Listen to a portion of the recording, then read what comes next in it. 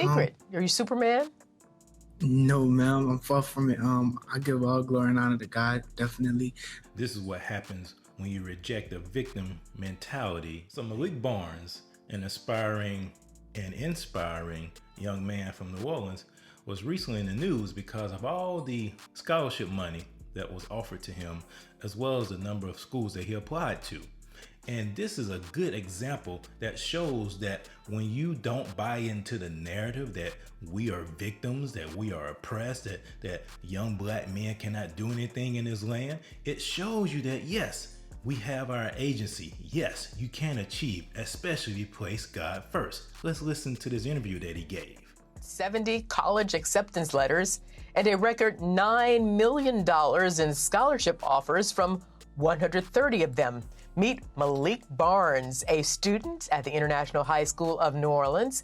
This star scholar has a 4.98 GPA, speaks fluent Espanol, and is on the track and basketball teams at school. So how does he do it all?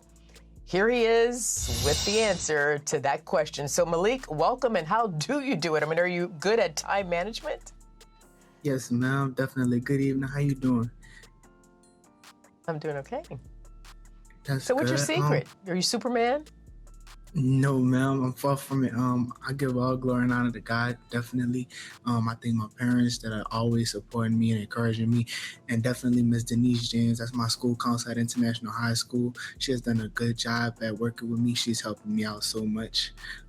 Definitely, like you said, time management is a big factor in everything. I kind of try to get everything done in an orderly schedule while maintaining school, extracurriculars, doing my applications. So definitely, it is something that I have to be able to do.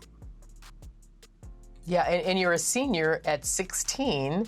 Again, your GPA, I'm going to say it again because, wow, it's 4.98. So why do you think you excel, Maliq, in academics? I mean, is it your studying habits? Do things come easy to you? Do you work hard? What is it? I think that those are all things that plays factors in my success. But one thing that I do definitely know for a fact is that I know I have dreams and aspirations that are long-term, that's beyond right now in the next 10, 20 years. And those are all things that I want to accomplish, those dreams that I said. And I believe that right now is stepping stones to get where I want to be. So it's definitely a drive, a motivation to kind of push me to do what I have to do now so that whenever I graduate college and move on in life, I could be where I want to be. I love that. So before graduating from high school, you've earned 27 college credits. How did you do that? I am dual enrolled at Cornell University of New Orleans, and I've been able to take those courses since I've been at International High School. I've taken the majority of my core classes, the majority of classes I would have to take as a freshman. So my math, my science, social studies, English, and along with some electives, of course, I've taken intro to criminal justice. I'm currently doing evidence. So I have been able to rack up those credits, and I'm hoping that they can help me down the line.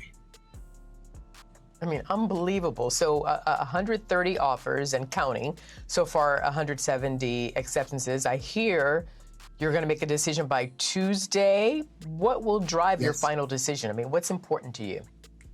I want to go to a school that's going to set me up the best, of course, academically, financially. I want to go to a school that's going to pay me to go to school and, a full ride, of course. But not only that, dealing with meal plans, staying on campus, and a school that's going to give me a quality education where I'm comfortable.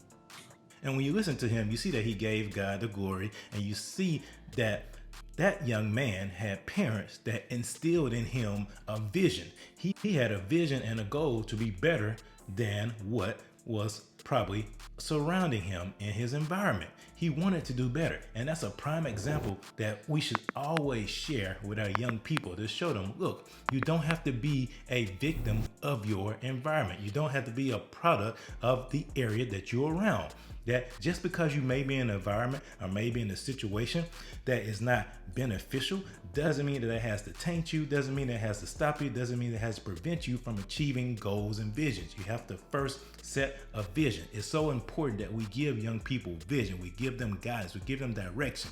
and we tell them what they can be and not what they can't be. Too many people in this land are telling people what they can't do instead of saying what they can do. And it's so inspiring to see this young man who has applied himself to the point that he's graduating early. He has a 4.98, something like that, GPA. He's going to Cornell. It is so inspiring to see that. And I hope others see this and they understand that they are not victims. That just because the narrative out here says that people that look like him, people that look like me, can achieve because of quote unquote white supremacy, because of oppression, because of systemic racism, that is a lie. And when you reject those things, this is what you get: a young man who's on the road to success. This is so inspiring. This is so encouraging to see that not all hope is lost, that there are young men that have been raised and brought up by good fathers and good mothers who understand what it means to stand firm on their own 2 feet, who understand what it means to have an identity that's not found based upon skin tone, but an identity that's based upon who they are, who God says they are. And also it's important to see that this person is doing good academically. It is so great that we can celebrate someone's achievements academically, especially a person of color, a young boy of color academically. This is few and far in between. So let's celebrate this. Let's applaud what this young man has done, give God glory for that, and continue to encourage other young men to step up and follow in his footsteps. Because we are not victims. We are empowered for greatness.